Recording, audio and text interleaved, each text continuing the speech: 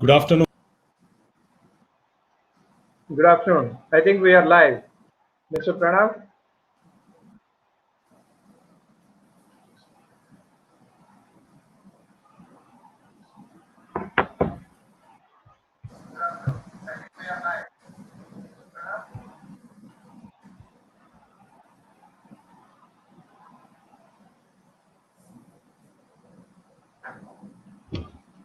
Okay. Dear friends, a very warm welcome to all of you. Um, Today is the third session of five lecture series, which is dedicated to outbreaks, epidemiology, pandemics. The holistic understanding and approach is envisaged to be the purpose of this series. And uh, as since most of you already have participated in two last sessions, I would not burden you with reiterating the objectives of this five lecture series. For the last two sessions, where Dr. Samiksha Singh and Dr. Shamanna have taken those two sessions, have given us a comprehensive understanding about the concepts and also the definitions and the tools which are being used by the epidemiologists. Now, today, in this third session, we would be discussing more practical issues, the real life issues, linking the epidemiology and the public health concepts with the current epidemic or current pandemic. So through this session, we will be able to allay some of those misconceptions and myths which are usually related with any healthcare uh, situation or healthcare emergency. And we are all in the midst of COVID-19.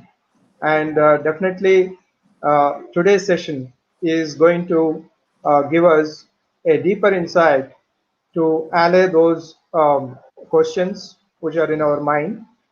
And this very relevant topic of today is going to enhance our understanding of the outbreaks, epidemics, and pandemics.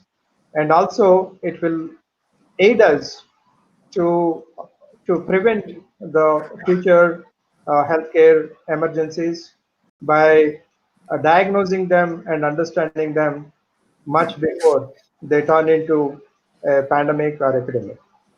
So today's session, which is again is a collaborative effort of Infection Control Academy with Indian Institute of Public Health Hyderabad and University of Hyderabad, um, and also being academically supported by Sandmed Healthcare, the largest manufacturer of antiseptics and disinfectants in India. We thank them and we thank all the collaborating organizations for giving the support, making this five lecture series a reality. Now, without much ado, let me move to the today's session. Today's session is about myths, misconceptions, and misrepresentations related to epidemics, pandemics, and also, about the herd immunity.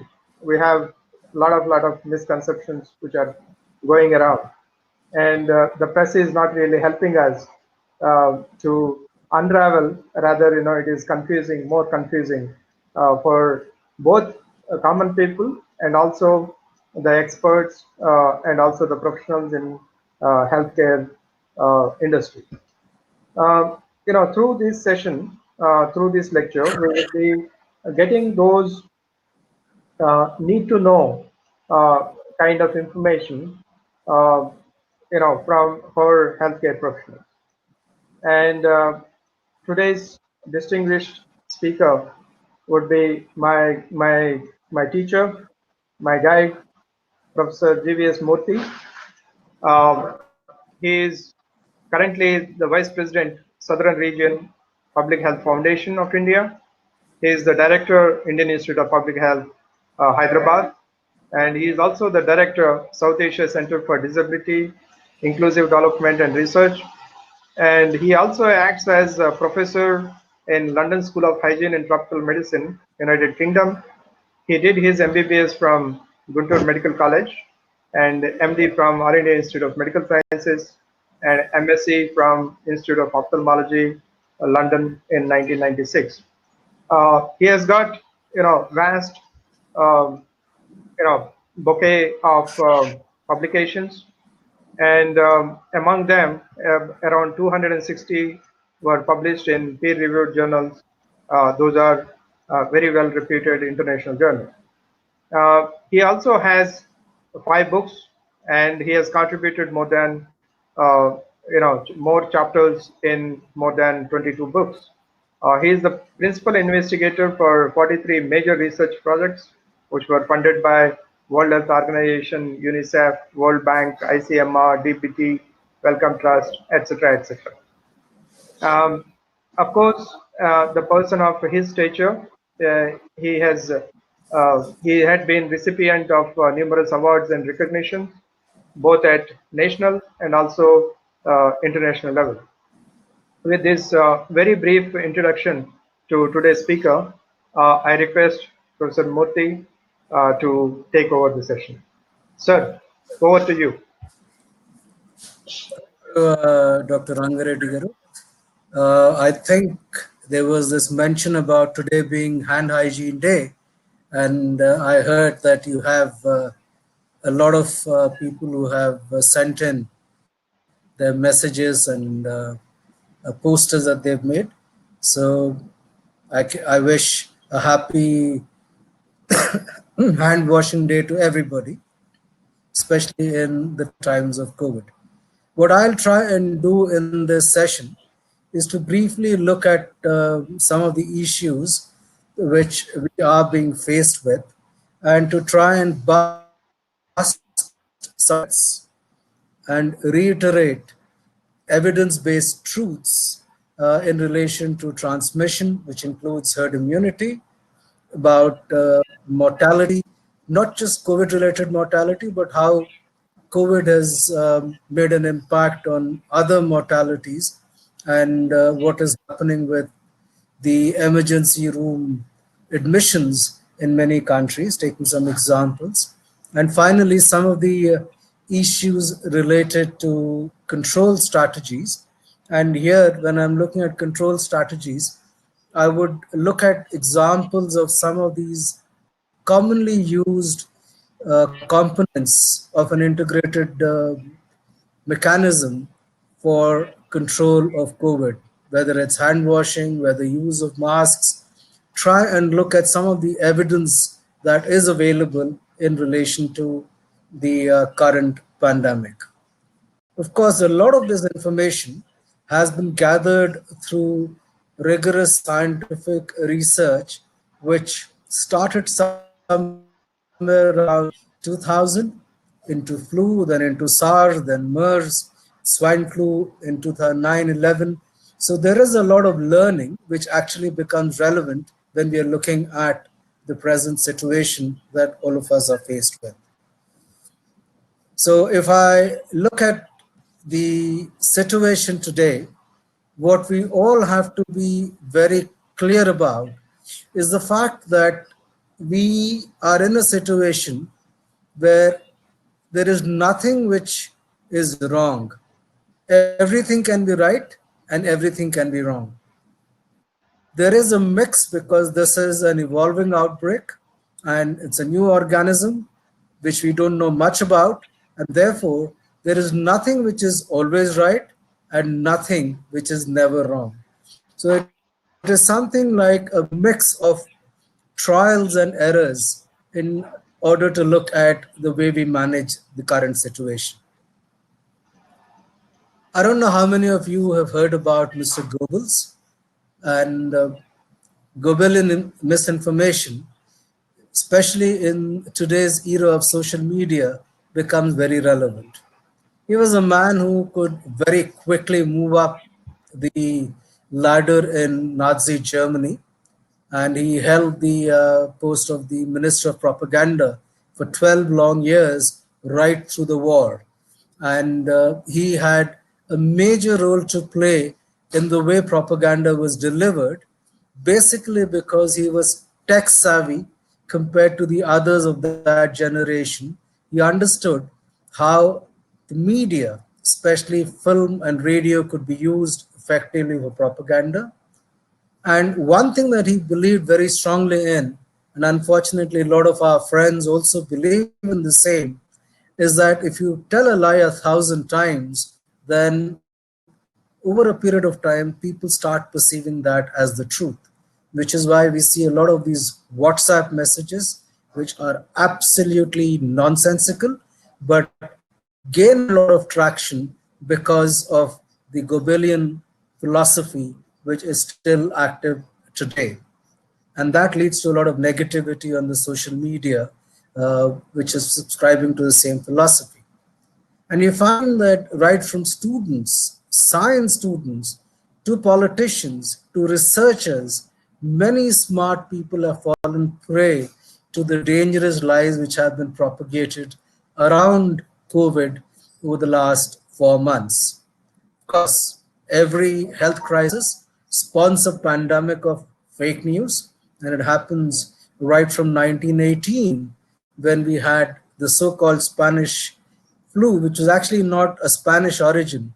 It was a British origin, which was actually detected or popularized in Spain because of religious activities at that time, which gave it that name. But it had nothing to do with Spain, and it had more to do with Britain. So let's look at some of the misrepresentations that we have heard, uh, and this is collected evidence. So in Iran, it is believed that many more people died because they drank industrial strength alcohol, because they were made to believe that it prevents corona infection. And in the US, The Economist, one of the leading magazines, it ran a poll just as recently as March, and 13% of the Americans who took that poll felt that COVID 19 was a hoax. In the same poll, 49% of Americans believed that the entire thing was man made. A lot of our own politicians have been talking about alternate therapies, whether it is Chavanprash or whether some other prash.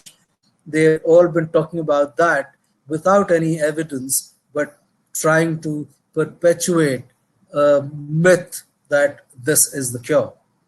I don't know how many people have died in the US after Trump spoke aloud about his thinking about whether Lysol could sterilize people's insides by drinking it. I don't know whether, because there are a lot of Trump lovers in the US, and I don't know what proportion of them took up the challenge of drinking Lysol. More innocuous ones like a hot shower protects against corona infection are quite common. And a lot of these myths and misrepresentations are actually fueled by the fear which is created, and a lot of it is being created all around us by the media houses themselves, which also in turn leads to stigma.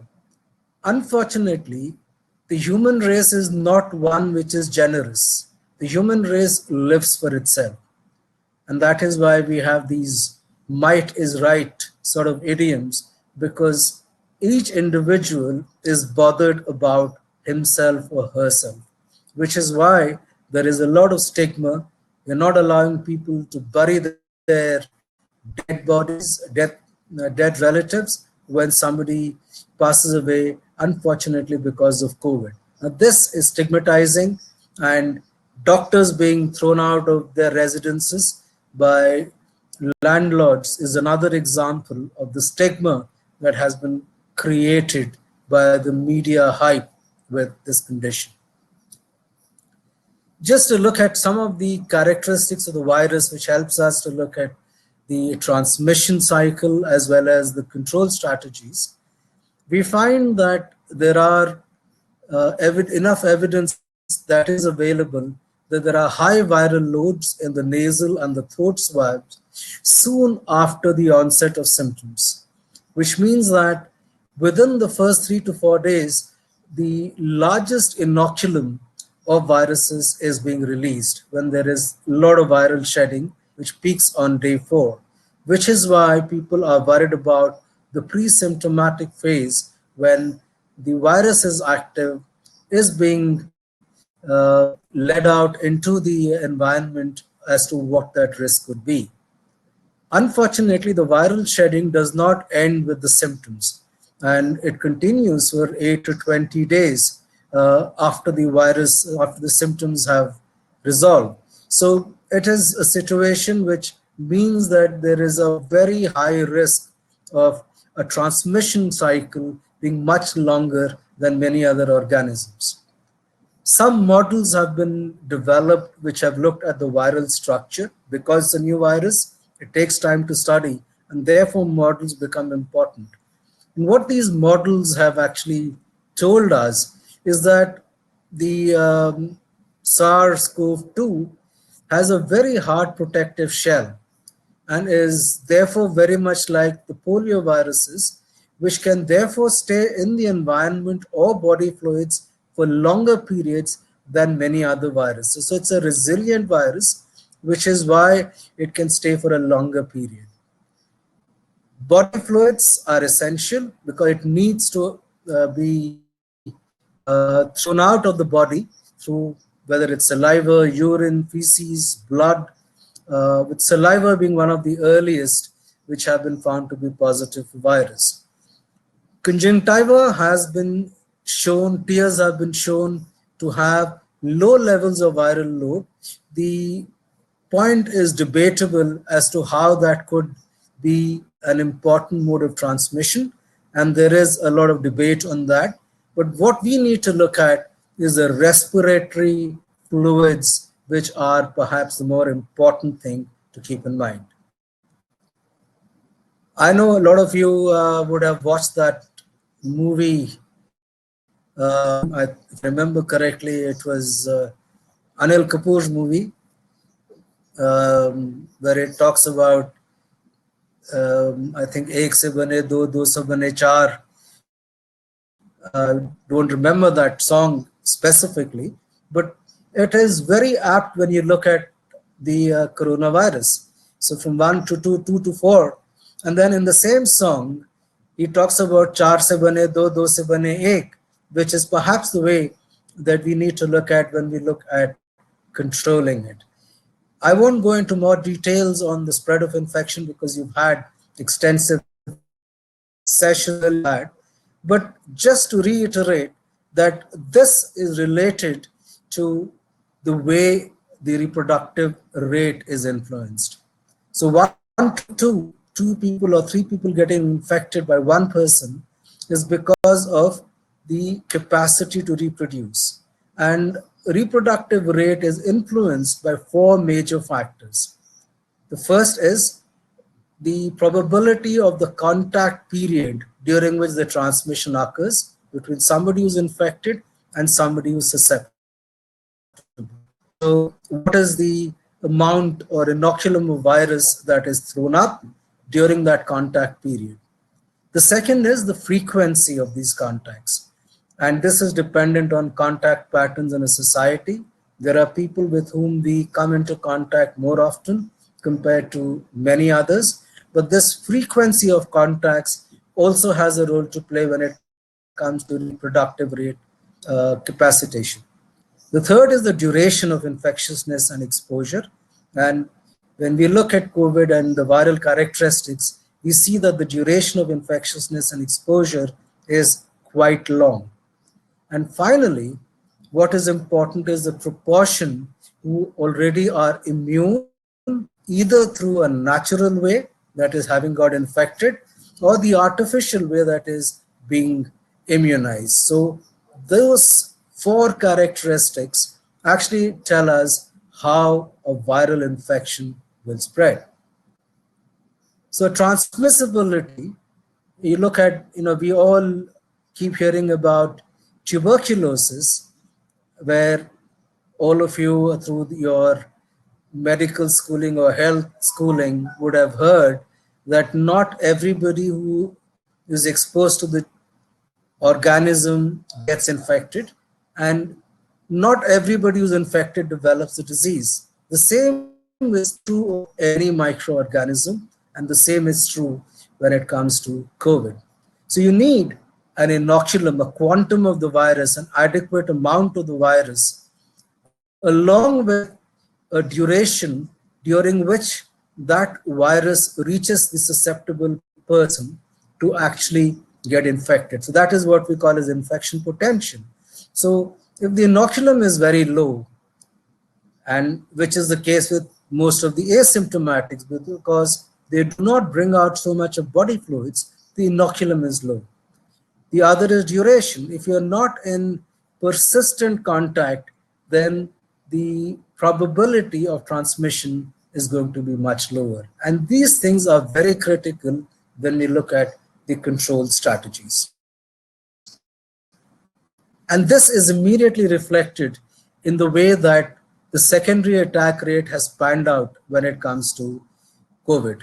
So the secondary attack rate is the probability of getting infected amongst those people who can get affected, that is, those who are susceptible, during the known incubation period, during which this transmission can occur from the infected to the person who is not yet infected.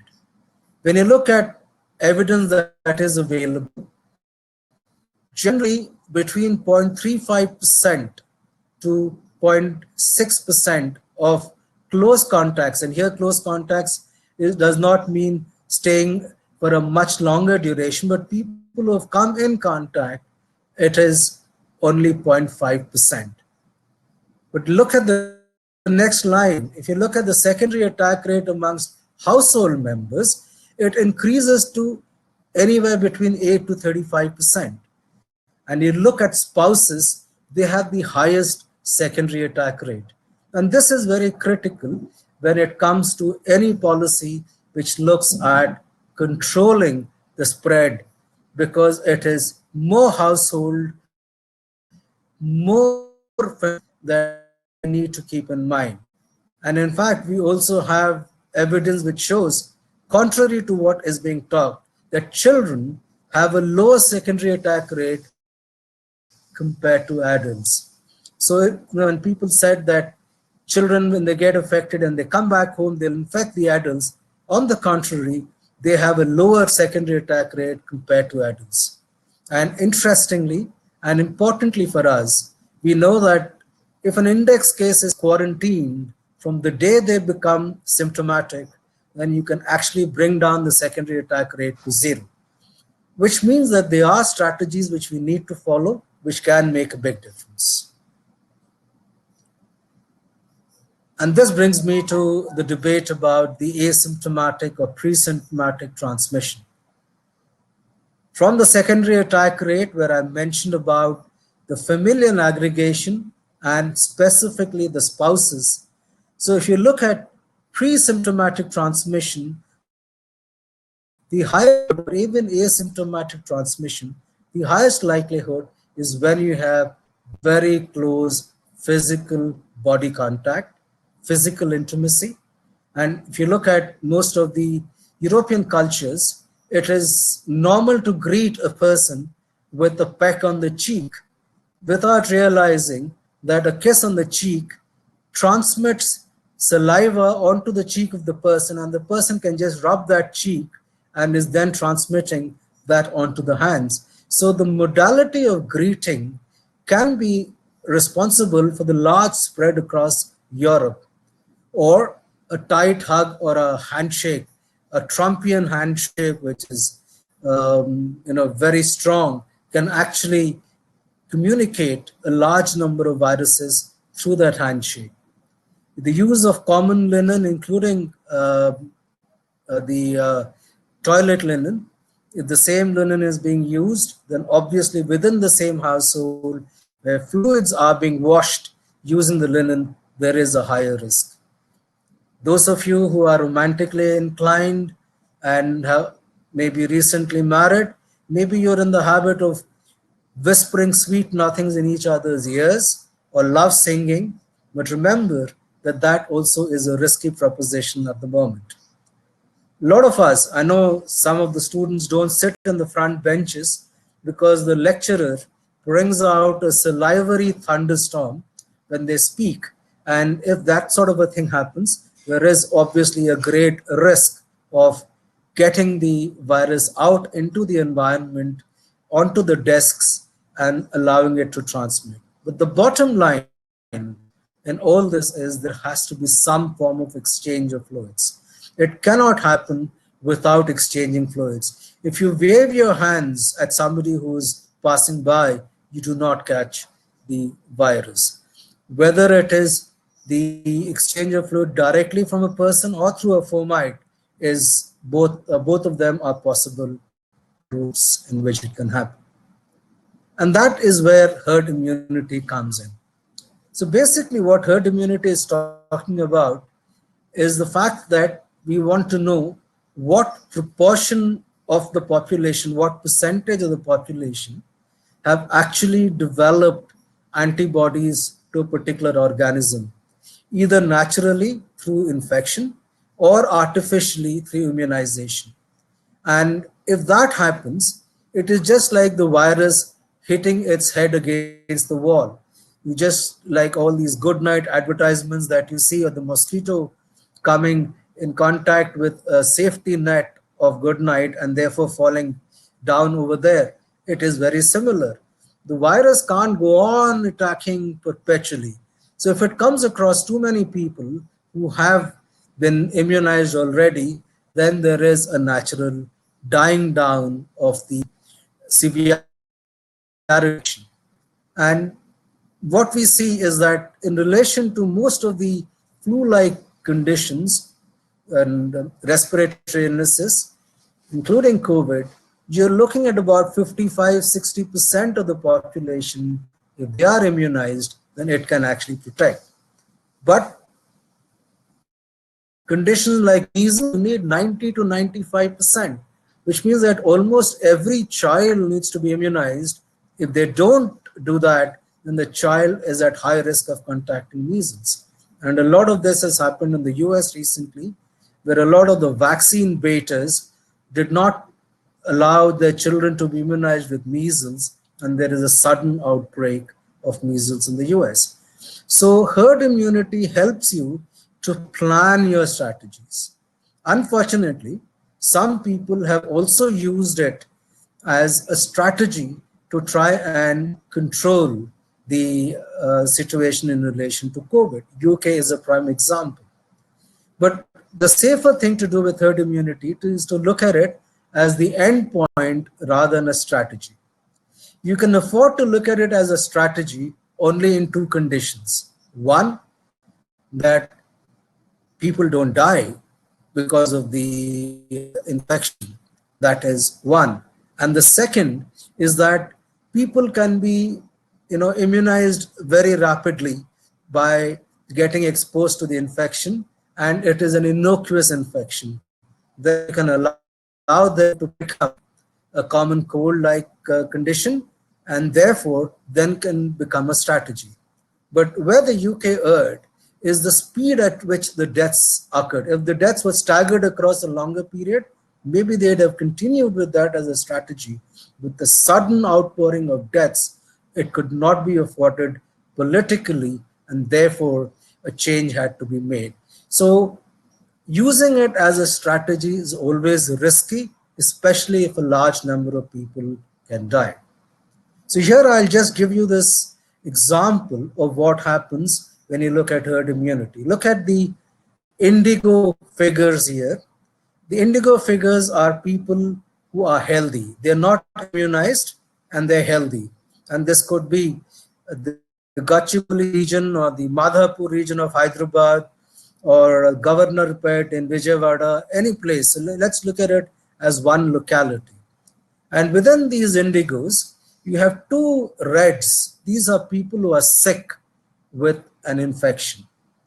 And when they enter into this community, where they come from China, US, wherever, they've come to Gachibowli or Governor-Pet, then what happens is that because there's nobody who has the immunity, the infection spreads very rapidly, and you'll suddenly see the indigos replaced by the reds, that is the sick individuals. And this is what has happened in relation to COVID, a condition where there has been no immunity. Let's look at the second aspect of this figure. Now here, a new vaccine has come, or a new, some people have got infected. The yellow ones that you see, the yellow figures that you see here are people who are immunized, but very few of them are immunized. When very few are immunized, the potential for the disease to transmit is still very high. And therefore, you will still find a lot of reds compared to the first scenario. Even here, you find a lot of reds, but very few yellows. Look at the third aspect, and this is what is most critical. Here, most people have been immunized either naturally or through the vaccine. And because they're immunized, the virus is hitting its head against the wall. And you look at the situation here, it is not able to propagate too much. From 2 red people over here, it has moved to just 3 red people over there, because the rest of the community is protected. And that is what herd immunity does. It protects the rest of the community. It's better to look at it as an endpoint, especially for a condition where a lot of mortality occurs. I will now look at your knowledge, and we'll have a poll, and Pranavji will help me with the poll. The question is, the major reason for large number of deaths that we see in COVID is due to comorbidities. So you either have to agree or you have to disagree. And Ms. Pranavji will start the poll now, and I give you just 10 seconds. It's a very simple, straightforward, dichotomous solution. Pranavji?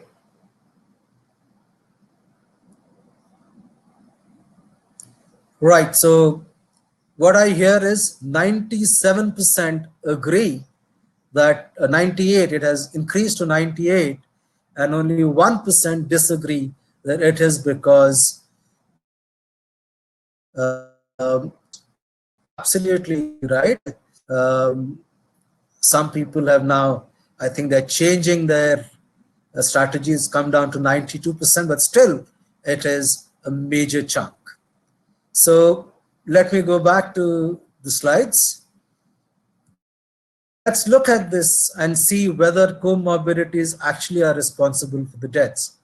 And this is one of the most recent studies that have been available from China, where they look at about 1,500 lab confirmed cases, and 25% of them, and these are hospital admitted cases, 25% reported at least one comorbidity.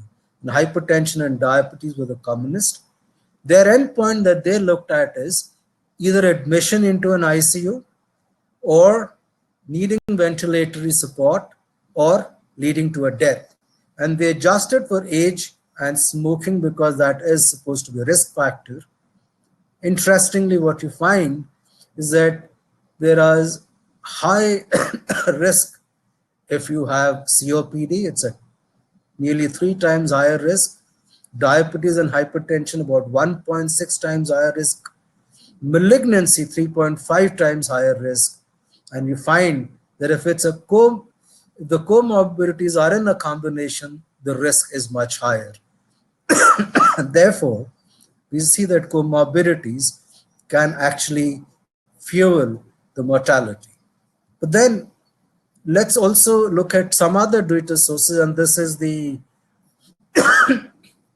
the Worldometer. A lot of you have seen this. This shows that if you have a cardiovascular disease, compared to people who have no pre-existing condition, you have a 10 times higher risk of mortality from COVID if you have cardiovascular disease.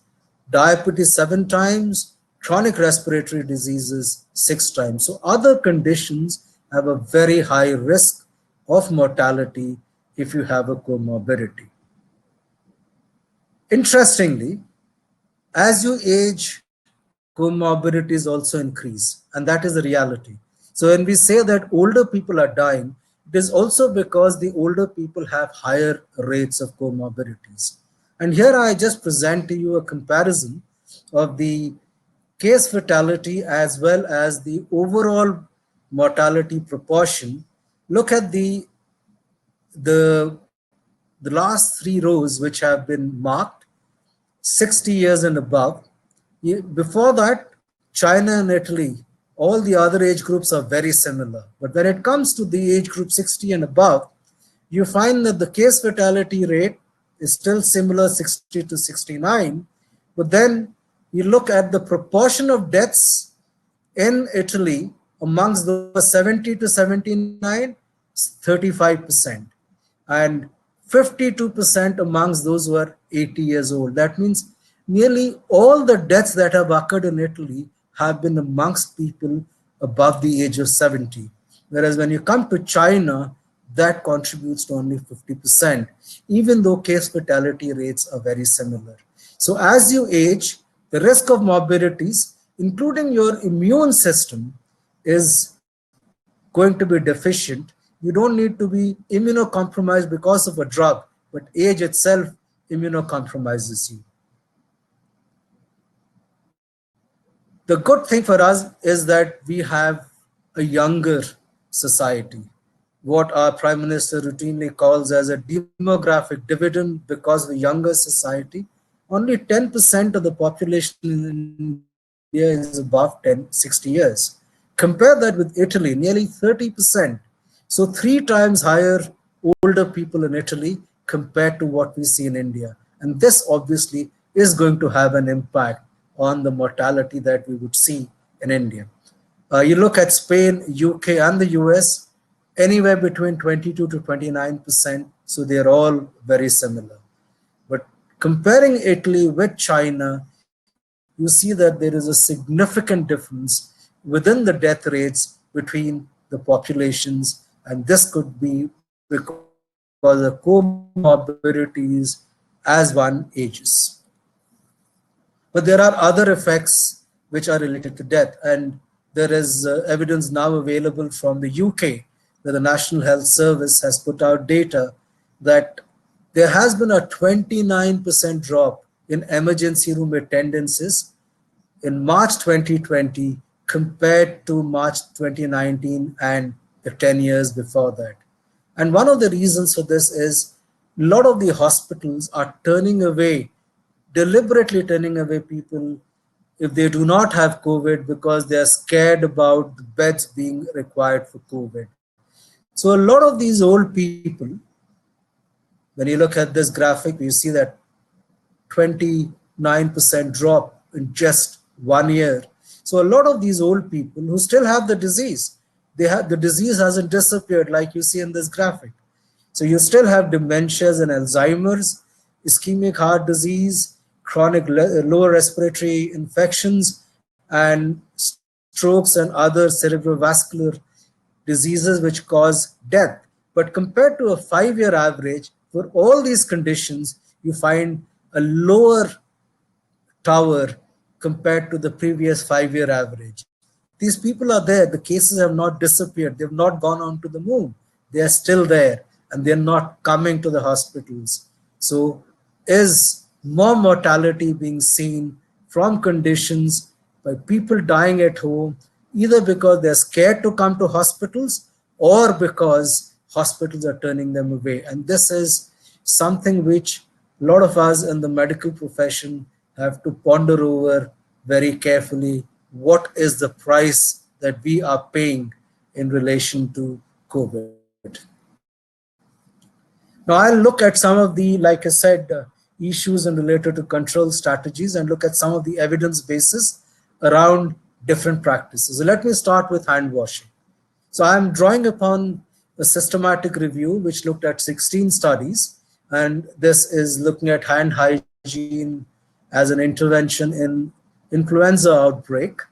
They found that two-thirds of the studies showed a beneficial effect, but there was no statistically significant difference. So it's a very marginal difference, but not statistically significant. And overall, most of these studies were observations. The quality of the studies was very poor.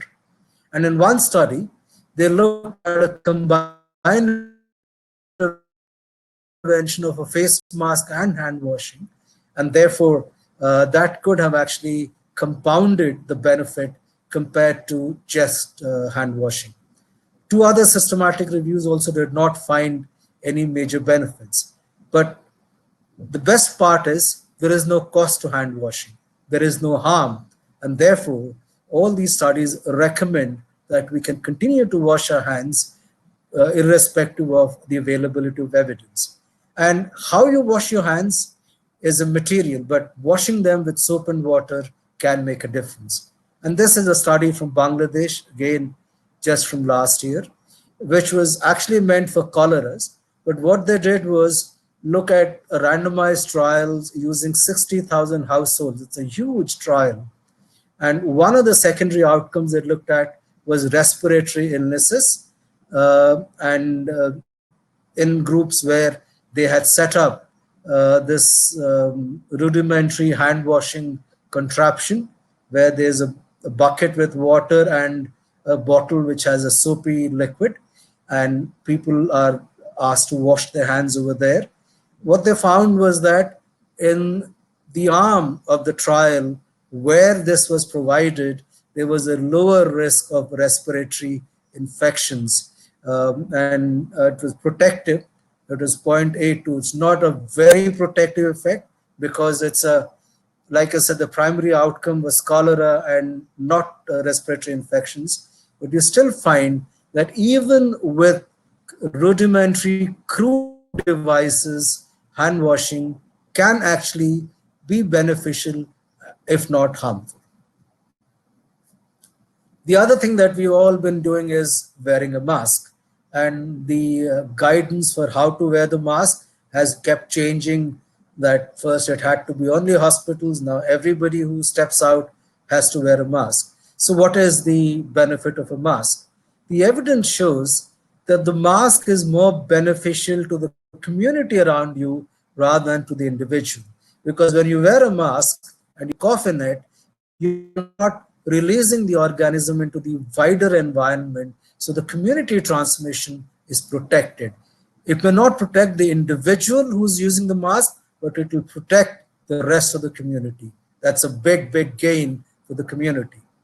The other thing that they found was that if both the person who's infected and the person who is susceptible, if both of them are wearing masks, then acute respiratory infections could be reduced by about 6% amongst casual contacts, but within the household, a 20% reduction was possible. So the masks can be beneficial, but whether one person using it or whether both the infected and the uninfected are using it actually can make a difference. But what this tells us is that even household cloth masks can actually help in preventing droplets from going out. They may not protect you, but they can prevent droplets from going out. And therefore, even a cloth barrier, a bandana or a dupatta can also be useful in low resource settings. And this is a classic example. The paper is marked pre-proof because not yet published. Very recently published data, which is going to be out in print soon. Look at the bottom two lines. Red indicates Hong Kong. And in Hong Kong, the compliance with use of masks was 96%. The green line is Singapore, where again the compliance was very high.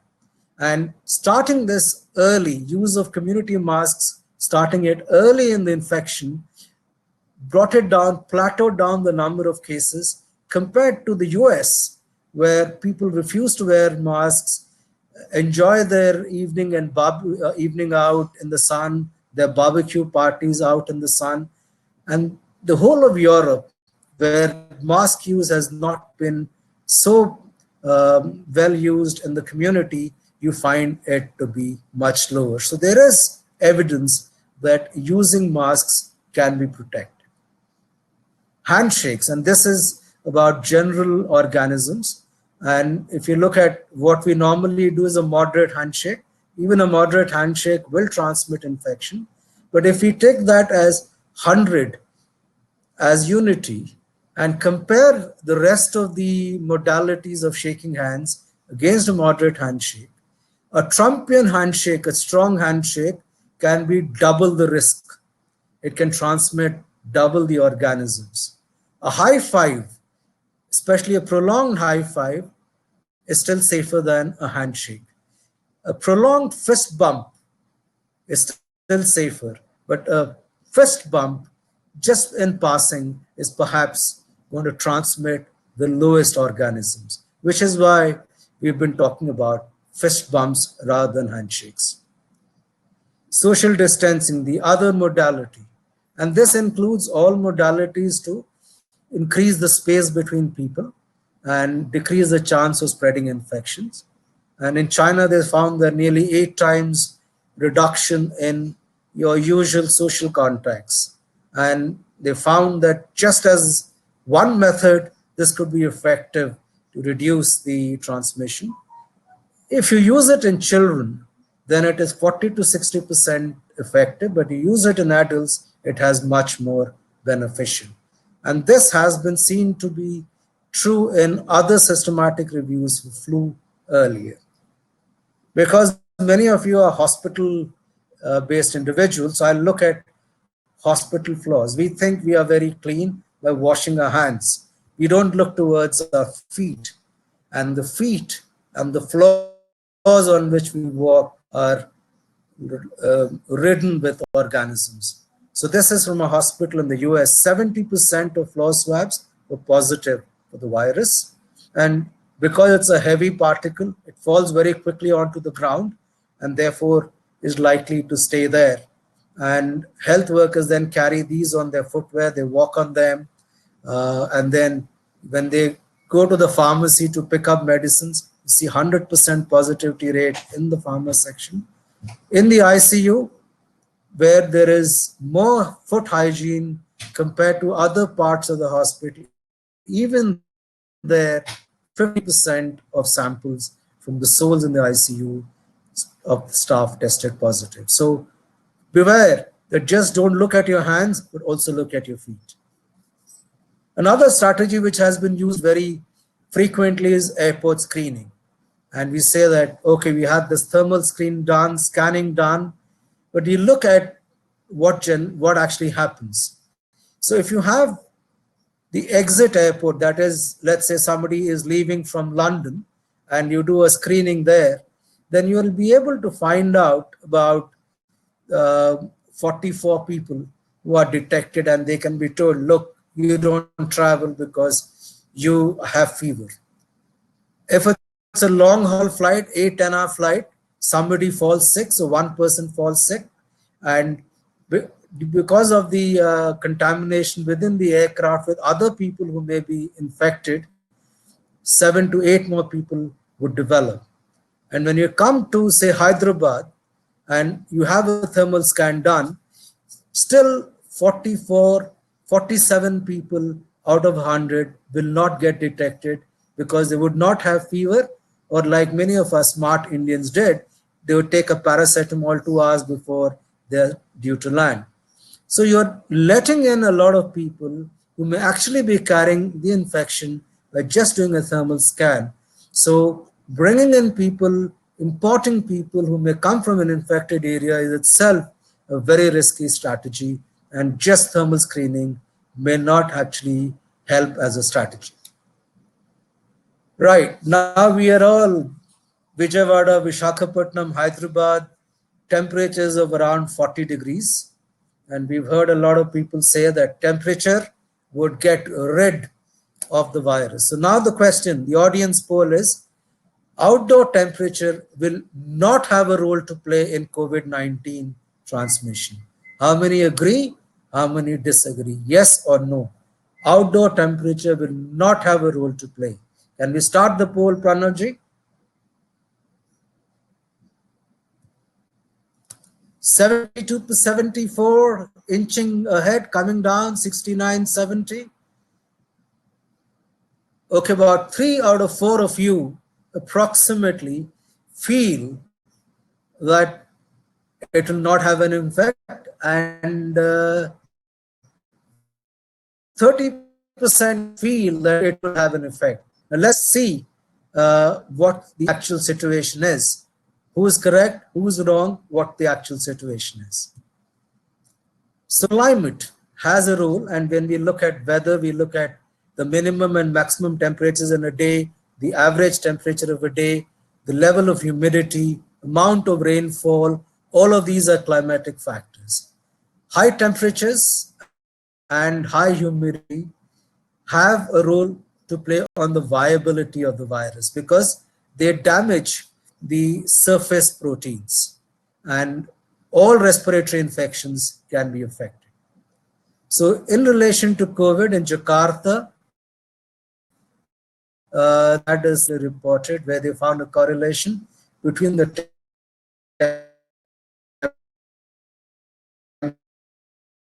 temperature and the number of cases. Since have been reported from China also. When you looked at SARS, you find that between 16 to 28 was the optimal temperature, and the SARS-CoV, not the current coronavirus, the previous one, the viability was lost above 38 degrees and a relative humidity of 95%. So those of you who said that temperature may have a role, yes, it definitely seems so.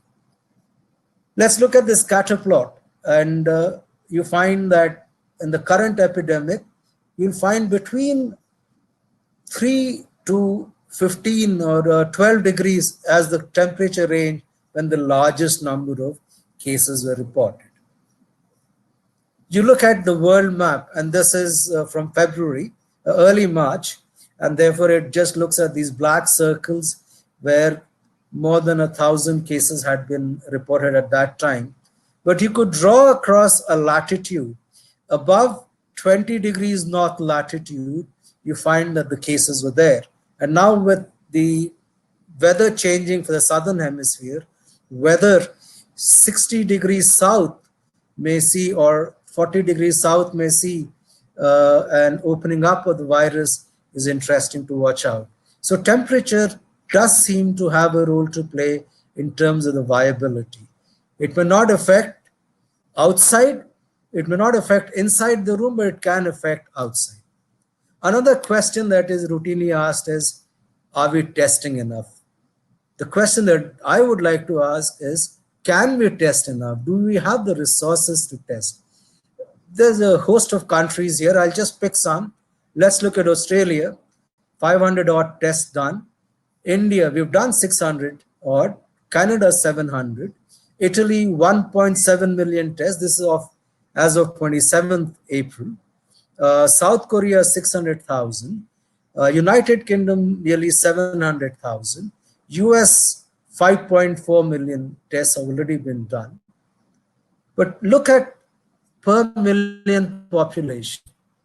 So the highest that we have is what we see in Italy, 28,000 people per million population. The US is about, I think, 16,000. Spain is about 15,000. And Singapore is about 15,000. Even the richest countries can't afford to test everybody in the population.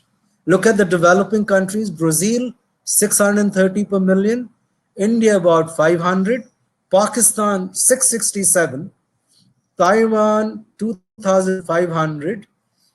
Countries like Bangladesh are much lower. So it is also related to how much we can afford to test. Does it mean we give up control? No.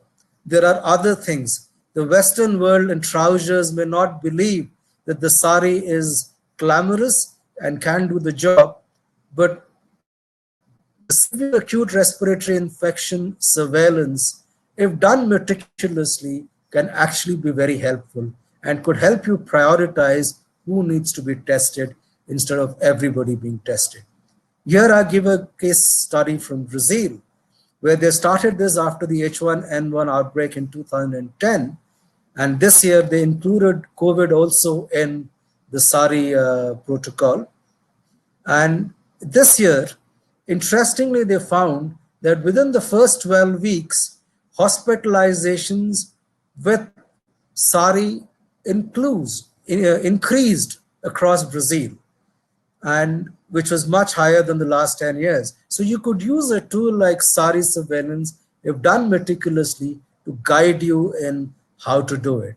And all those who were having severe acute respiratory infection were then confirmed with an RT-PCR. So it optimizes the available resources. What they also found was that, interestingly, the death rate that they found was significantly higher amongst the 60 plus compared to the previous years. So if I just take you to the next slide, look at two lines. The top line, which is the red line that you see, is previous years compared to 2019 to 2020. This is children aged less than 2 years. So they find as the number of children come down, in 2020, they find the second orange line or the pink line is those above the age of 60 years. They find that they are increasing in relation to number of admissions. So they got two things. They could pick up. There is an increasing trend in relation to SARI, and it is the older people who are getting admitted. Two major takeaways which can help a country to plan its strategy. So you do not have to be despondent if you do not have the resources for testing only. The other thing could be cumulative death rate tracking. This is the most rudimentary, where the time it takes for the first 10 deaths and the first 100 deaths, if you do a comparison, the orange bar is the first 10 deaths, the gray is the first 100 deaths. If it is increasing steeply, like in the US, you find that sudden steep increase, or you find that in South Korea, there's a sudden spike. India data were not available at that time when this graph was presented. So this could be another, there'll be a modality. SARS, what was it that helped it in its success? Early case detection, and the good part was the viral shedding happened after the symptoms. So there is a gap, and that gap helps you to control a condition much more efficiently. Therefore, you could isolate. As soon as symptoms were reported, you could isolate. People, viral load was not yet high, and people were not that infectious. Quarantine was immediately put in, contact tracing was put in, social distancing measures were put in, and all the measures that we are seeing with COVID were all put in. But the basic difference is the very first thing, that the infectivity would peak after the symptoms came up and after the 5th, 6th day. So it gave you quite a bit of a lag period in which to act, which is why measures were successful. So people have also used enforced quarantine. This is when people are coming from outside the country, you isolate them, declare temperatures and isolate them. A recent Cochrane review in relation to flu has found, and in relation to SARS also, the earlier SARS, found that if you do this early enough, that this can actually be beneficial. So a lot of the things that we have been doing are beneficial. Before I end, I just have a couple of slides which look at what we can do. In the UK, they tried to do a modeling of what the strategies could be. and what each of these interventions could do. The gray shaded area is the period of about 3 months where they felt that interventions would be required. And right through there would be the red line indicates the surge for hospital beds, and it would be there right through. If you did nothing, just absolutely nothing, like they said, let the herd immunity grow. If you did absolutely nothing, you would have had about 275 cases per million population requiring admissions in critical care. If you just did case isolation, the brown, you could have brought it down to about 170. If you look at case isolation and household quarantine, it could be brought down to 125. If you have a mix, which is case isolation, home quarantine, social distancing of all those above the age of 70, it is the blue line where you could bring it down even further. People talk about school closures, and what they found was that if you close schools, it is actually this green curve. It does not make much difference compared to doing nothing. So closing schools, universities is not a very effective strategy because they are not the ones who require hospitalization beds, but it would be the other measures which can make a difference to the requirement of the hospitals. So the final poll question, as we come to a situation where vaccines are being talked about, if supposing by July, we are in the mid of May or early May, if by July, if we have a safe, effective vaccine, would all those who are recommended to take it, will they take it? Yes is agree, no is disagree. So can you go ahead with your poll right now? 10 seconds for this.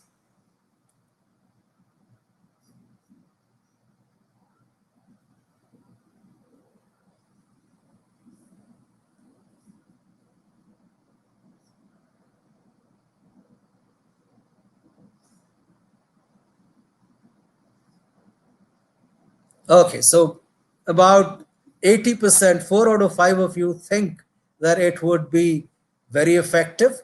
And if we have a vaccine, that would be the end of the situation for us to worry about. Let's actually look at the reality.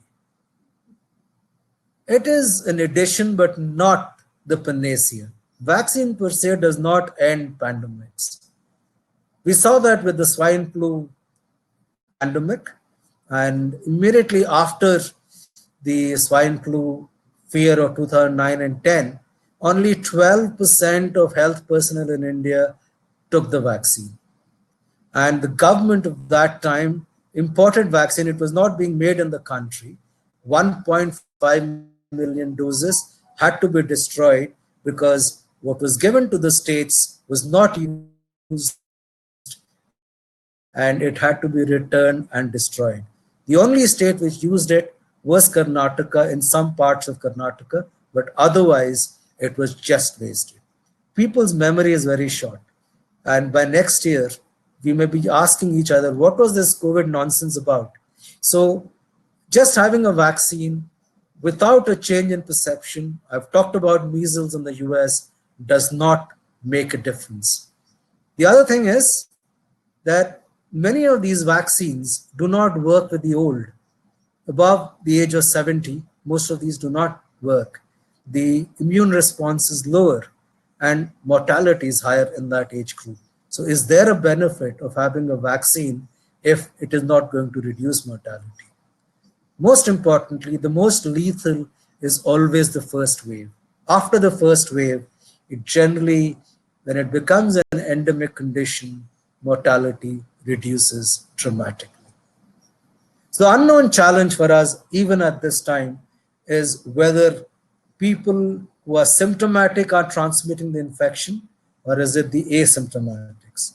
If it is the symptomatics, we are in an excellent position. We've seen that with SARS. It's easier to identify, can be isolated, can have the entire public health interventions, contact tracing, index tracing, etc., all put in. You could have an excellent way of tackling it. But if asymptomatics are significant spreaders, then we are in trouble. because it's a major public health challenge, very difficult to identify. Testing everybody is not the solution with the sort of resources we have, and they could be a silent spread to large numbers. Luckily for us, data from China shows that 4 out of 5 are asymptomatic but do not transmit the disease. Like I said, close physical contact is critical if we have to look at asymptomatics transmitting the disease. So ultimately, we have to use the 80-20 principle, which we use in management when we come to COVID control. If 80% are asymptomatics, it makes better sense to concentrate on those who come through a SARI surveillance or an influenza like illness surveillance and try and test them. Otherwise, if you put 80% of your health resources into buying kits, then your health system is crippled. If there is 80% success in having the hand washing, masking solutions in place, interventions in place, let's go for that. That consumes only 20% resources. If 80% are mild, keep them at home and reserving the beds for the 20% who need the hospital beds. So the management principle of 80-20 is equally applicable in a COVID situation. Finally, it is what I call the I testament. You have to interrupt the chain. You have to identify those with symptoms through whatever mechanism is resource affordable for us. Isolate them. Don't hide those with symptoms. Don't stigmatize so that you can get better isolation done. Inform. One is IEC and the other is the information systems of hospitals. Wherever you have a case, inform, don't hide. Innovate, need to look at new treatments, and a lot of work is going in that direction. Look at health technology, how it can help, and new prevention protocols that can be brought in. The implications are not one time. It is going to be a long-term implication. Not just a health implication, the social development side, where 30% have become unemployed in just 6 weeks since the start of the lockdown. That is a reality. Try and look at a vaccine that helps at least part of the population, but do not look at that herd immunity example where only few people are immunized in a population. It will not help anybody. Increase the cost, but not help anybody. Prioritize, look at who needs to be immunized, provide the vaccine to them. Perhaps the most important is the individual. The I in all of us have to be together to actually work together so that we can take it as an individual responsibility rather than a community responsibility. That is the message that we all should go away with. Each of us have a shared responsibility, and only preventing death is the health system's responsibility. Thank you.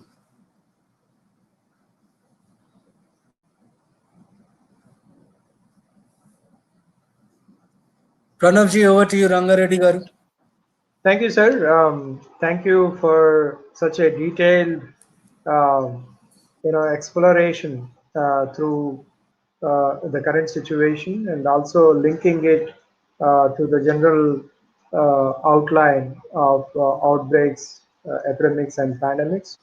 Uh, I think most of the questions which were in our minds had been very effectively been addressed. But still, I am sure there are going to be more questions which I will come a little later. But I think 3-4 points which you have covered today. I would like just to bring a summary of it. I think the social distancing part, the hand hygiene part. I think this is something which is not only for COVID-19, but generally for any kind of infectious disease. This is going to be applicable, and it had to be a lesson, and it had to be a best practice which had to be implemented by all the healthcare organizations across the world, and also it had to be propagated in the community so that we can prevent uh, these kind of epidemics and pandemics, but also when these things do happen, so that we can break the chain. I think equally interesting was the 80-20 principle, which we you have very aptly taken from the management principle in order to apply for healthcare emergencies. I think it's a very big learning. And last not but the least, the I Testament. I think it summarizes everything. It actually is a set of tools. I would not say one tool. It is a set of tools. Each of those eyes are going to be very effective if we are able to effectively implement them in our daily practice, and if we are going to take them seriously, and we are going to get them into action phase.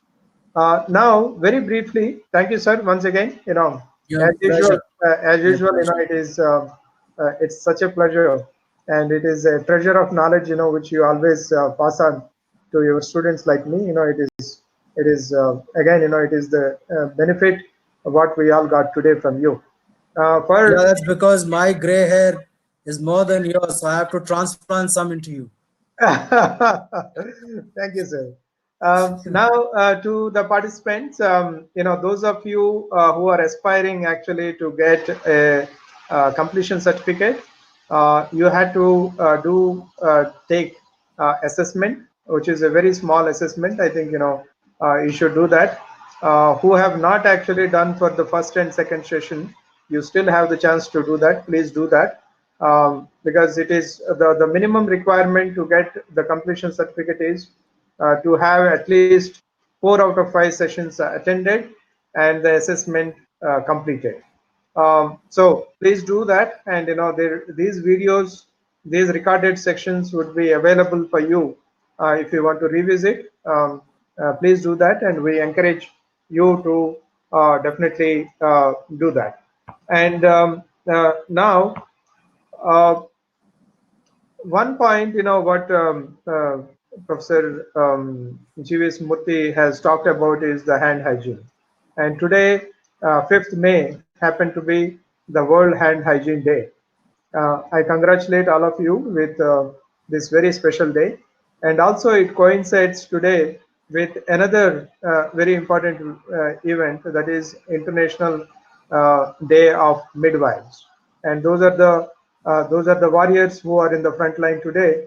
And we applaud today through this session all those warriors, midwives, who had been struggling and who had been protecting the communities around the world.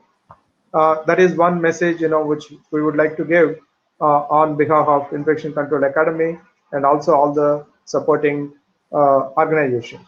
You can actually post a social media message to promote this by putting a hashtag Hand Hygiene India, so that this event and this particular day becomes even more visible to everybody, not only the healthcare professionals but everybody in the communities too. And these are some of the beautiful photographs and artistry which have been sent by the colleagues, right? There are several which we have received, and we could put as an example some of them here, so that the people get encouraged, and also we also feel the festive mode of celebrating this hand hygiene day. Congratulations to Divya Balaji, who has sent this, and there are many others, who have done so. Thank you very much for celebrating this day, and a big applause for them and to all the healthcare professionals who are following the hand hygiene. And this is sent by Bency Johnson. Again, a beautiful slide which has been sent, and this anyhow would be given to all of you, so you can review at your own pace. And now comes the next session announcement, which is May 12th. Before doing that, we have many questions, which have been posed by our colleagues. and I take the opportunity to shoot some of them to Professor GVS so that we can get the further pearls of wisdom from him. The first question, sir, from Dr. Prem Singh Nirvan. He is very senior microbiologist, and he is considered to be the guru of many microbiologists, leading microbiologists in India. And his question what is load of virus in saliva is kissing is kissing likely mode of infection? He is in romantic mood today. It depends on whom you're kissing first thing. It could be a just just joking with it. See, if you're like I said, the duration of contact is very critical. And what we see in a hospital context is we talk about a minimum contact time of 15 minutes where there is persistent exchange of fluids. Now, if that is this level of physical intimacy, then definitely, if the partner is infected, then you have a chance to pick up, which could also explain why a lot of the cases in Europe, it was not one person from a family, it was more than one person in the family who got infected. So there is a familial aggregation. It depends upon the practices that are followed, but you would need between 10 to 15 minutes of sustained contact between individuals where fluid transfer or secretion transfer happens.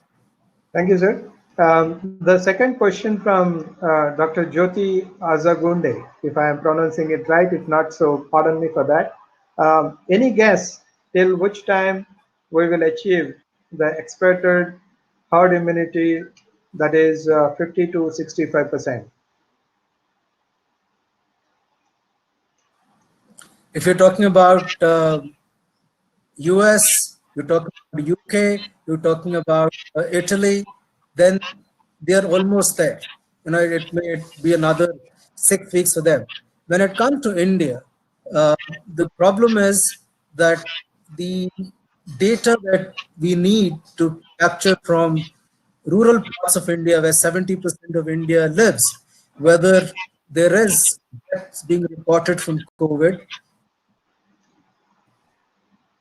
which then leads on there's a SARS happening. Only then we would be able to say what the level of current herd immunity is and whether we can move to that. Having said that, there are epidemiologists like Dr. J.P. Mullian and Dr. Jacob John, who's actually a virologist himself, who feel that there is 50 to 60% transmission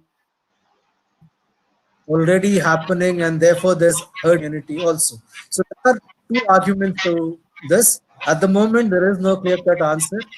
I just hope we were more transparent in our health information systems so that we could have taken a more, scientific guess on the current state of herd immunity. Absolutely, sir. The third question is from Dr. Dipankar Kundu. He wants to know how can one determine how much herd immunity is sufficient to mitigate subsequent substantial outbreaks of COVID-19? Well, herd immunity is actually one particular cycle. Having said that, what happens is that even if there is a variant, a different variant, the next time that outbreak occurs, and this we see with influenza viruses, the next time the outbreak occurs, it could be a different variant, but there is always some cross protection between the various strains of the flu vaccine.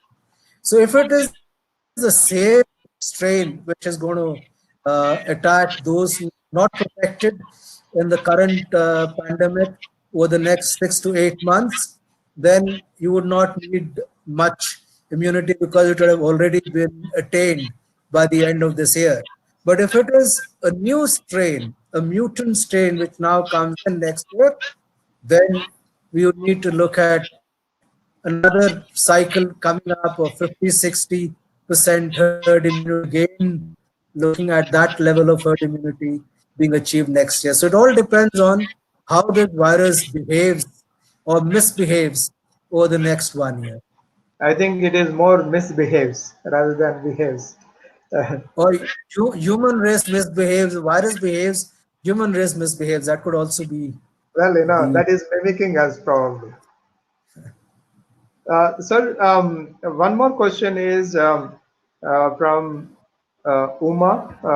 Probably she's a doctor or a nurse colleague.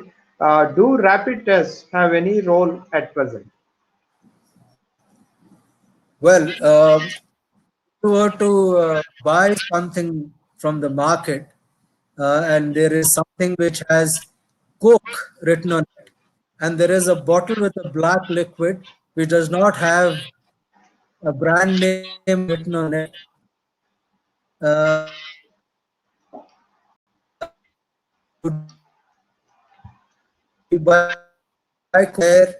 the validity of many of these rapid test kits, which have been imported from outside the country, is not certain. In that situation, it becomes dangerous. The second important point that we have to keep in mind is the cost of these tests. Now, these tests will tell us what is the immune response, the antibody level in the community, and those who have recovered.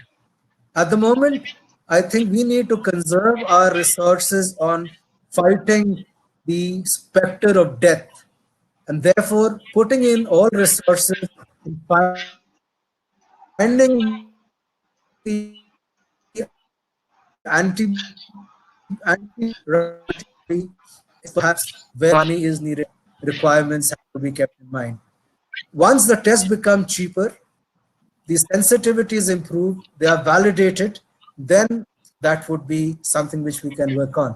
So when the US does so many antigen tests, remember that 80% of the antibody tests, 80% of the antibody tests in the US today are not validated by the FDA.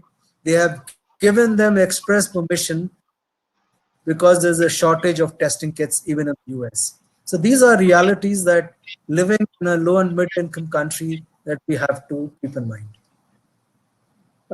One more question, probably this would be the last question because we have overshot our time.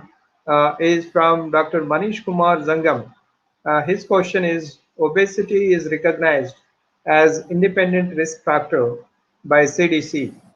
Has insulin resistance have any role in COVID? Well, CDC has definite reason to look at the obesity as a independent risk factor in the US because either you are very obese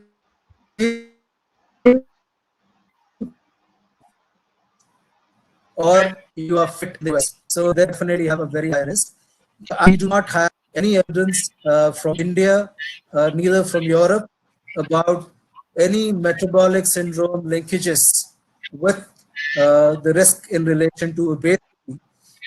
So we don't have that. Even from the US, it is that obesity as an independent risk factor where they've not actually adjusted for the presence of diabetes or other metabolic factors and their exposure patterns. None of those have been taken into account. A lot of obese also have high rates of hypertension. That has also not been adjusted for. So, yes, obesity is a risk factor, but to what extent and how it impacts on the relationship between obesity and diabetes, it's too early to answer that. We'll need to wait some time for evidence to emerge. Thank you, sir. Thank you very much once again on behalf of Infection Control Academy and University of Hyderabad, and of course your own institution in the Institute of Hyderabad, Indian Institute of Public Health, Hyderabad, and many colleagues who have joined from all their behalf. Uh, a big thank you for sparing the time from your busy schedule to Well, talk to us and to enlighten us, yeah, about all these myths, misconceptions, and misinformation which is related to the current scenario. Now, coming back to our own session. Colleagues, the next session would be May 12th, again next Tuesday. So the session is going to be about the importance of data and its uses in epidemiological modeling during pandemics, lessons from current experience, that is current COVID-19 experience. And this session is going to be delivered by Dr. Giridhar Babu, who is professor and head life courses epidemiology, Public Health Foundation of India. So it is going to be at another very, very important and very interesting session. I encourage you, all of you, actually again to participate in the next session and look forward to see you all. And please don't forget to give your feedback and also send your questions so that we can answer most of those questions in private, in directly to all of you. And post this session, we will also be making a FAQ where you will find answers to those questions which are not being answered because of the paucity of time. Some of those questions which are related to fumigation, disinfection, etc., they will be covered in the last session. Don't hurt up by not getting those answers, because today we have actually looked at more the epidemiological aspects. Thank you very much. Mr. Pranav, is there anything you would like to say before we conclude the session? Uh, No, I think his voice is not heard. Thank you very much, colleagues. We are ending today's session. See you again next Tuesday. Till then, bye bye. Thank you. Thank you, Dr.